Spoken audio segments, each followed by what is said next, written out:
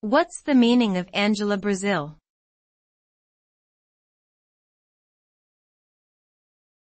Angela Brazil.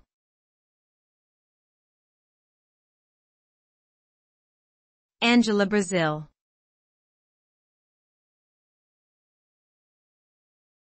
Angela Brazil.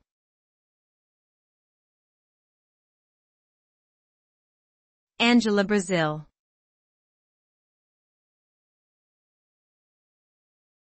Angela Brazil.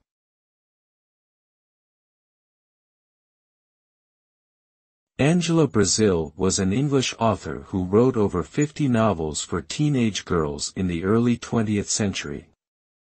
Her books were immensely popular and are now considered classics of the genre. The stories typically revolve around the daily lives of girls in boarding schools and their friendships, rivalries, and adventures. Brazil's writing is known for its vivid descriptions, realistic characters, and moral messages. Today, her books are beloved by readers of all ages who appreciate their nostalgic charm and timeless themes of loyalty, courage, and friendship.